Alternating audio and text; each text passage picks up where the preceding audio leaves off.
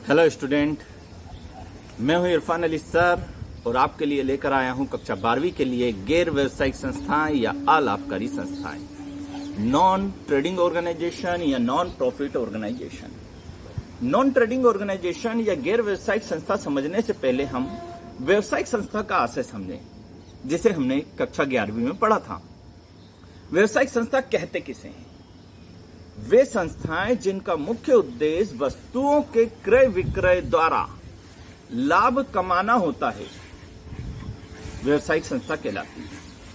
यानी व्यवसायिक संस्था वस्तुओं का क्रय विक्रय करती है, माल का क्रय विक्रय करती है। तो फिर गैर व्यवसायिक संस्था किसे बोलते हैं? जस्ट उसका अपोजिट।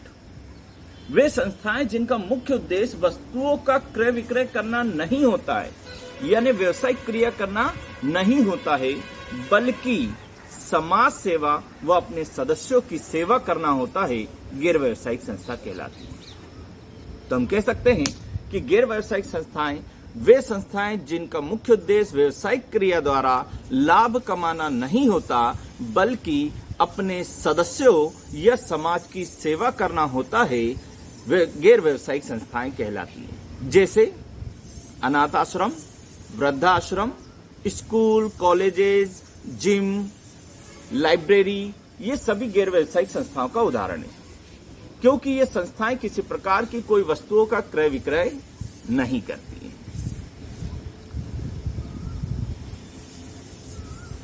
ये अपने खाते रोकड़ पद्धति के आधार पर रखती हैं और इन्हें लाभ हानि खाता बनाने की आवश्यकता नहीं होती।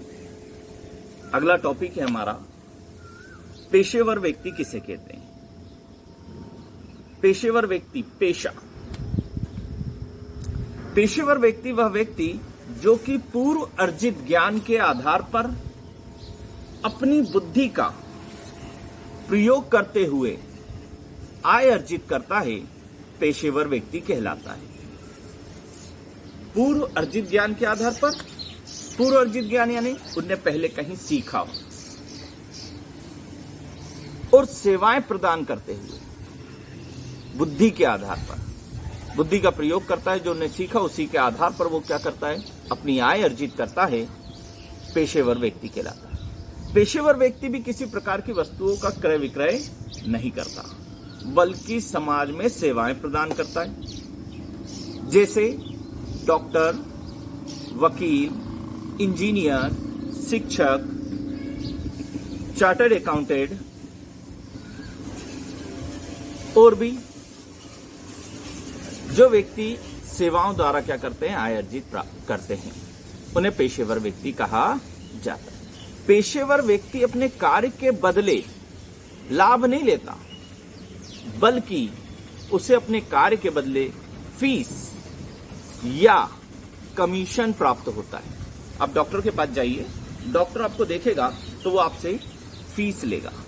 शिक्षक के पास आइए, शिक्षक पढ़ाता है तो उसके बदले में फीस लेता है।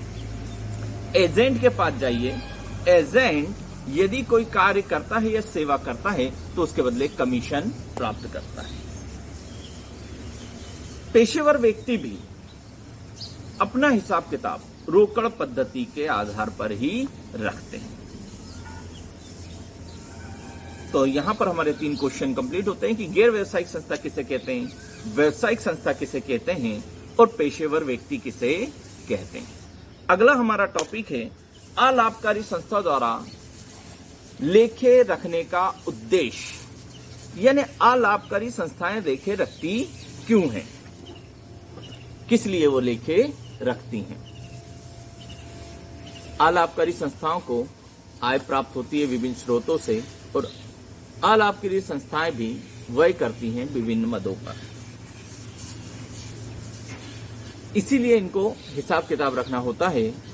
तो इसे हम पॉइंटों में देखते हैं कि अलाभकारी संस्थाएं हिसाब किताब या लेखे क्यों रखती है या रखने के उद्देश्य या कारण। पहला है, अपने सदस्यों व दानदाताओं को आय व्यय की जानकारी देना। हर संस्था, गैर व्यवसायिक संस्थाओं को आय प्राप्त होती है। कहां से प्राप्त होती है? दानदाताओं द्वारा, अपने सदस्यों द्वारा चंदा दिया जाता है, दान दिया जाता है। तो इन संस्थाओं को यह बताना होता है कि इन्हें कितना कितना चंदा प्राप्त हुआ है और इन्होंने किन किन मदों पर व्यय किया है, इस बात की जानकारी अपने सदस्यों को देनी होती है। इसके लिए ही ये लेखे रखती हैं। आय के अनुपात में व्यय का संतुलन करना, यानी ये देखना कि जितनी हमारे पास आय हो रही है उतने ही अनुपात में हमारे पास व्यय हो रहे हैं या उससे ज्यादा व्यय हो रहे हैं, इस बात की जानकारी रखने के लिए भी लेखे रखना आवश्यक है। यह पता लगाना कि किन किन मदों से आय प्राप्त हुई है, इसके लिए भी गैर व्यावसायिक संस्थाओं को लेके रखना आवश्यक होता है। अगला पॉइंट है यह पता लगाना कि किन किन मदों पर गैर व्यावसायिक संस्थाओं ने व्यय किया है, इसका पता लगाने के लिए भी इन्हें लेके रखना आवश्यक है।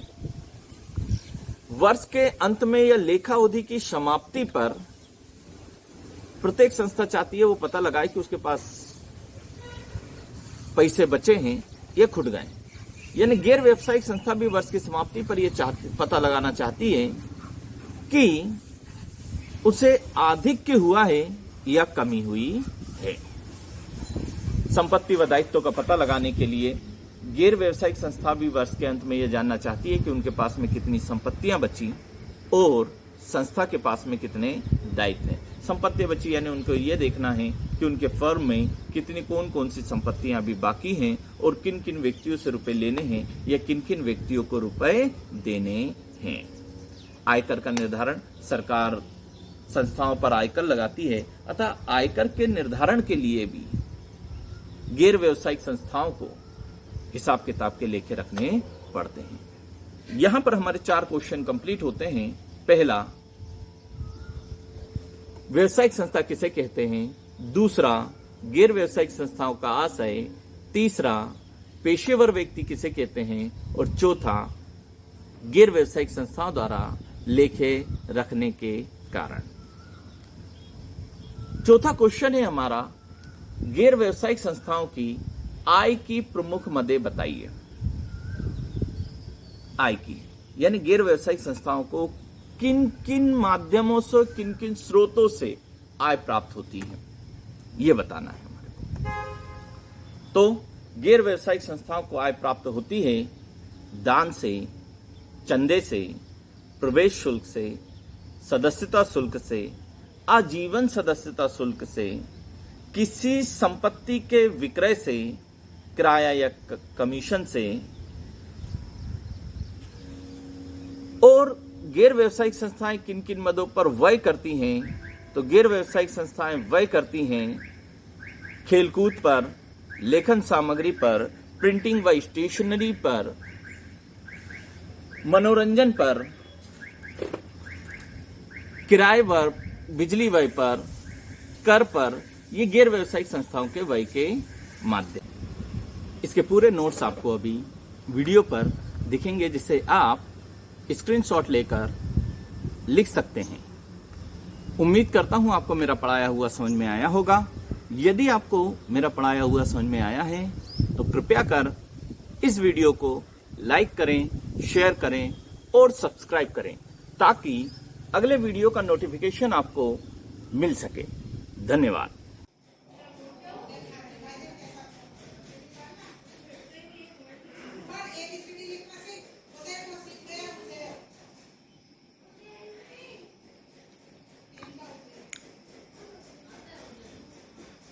ये नोट्स हैं जिनसे आप अपने क्वेश्चन का आंसर अच्छे तरीके से लिख सकते हैं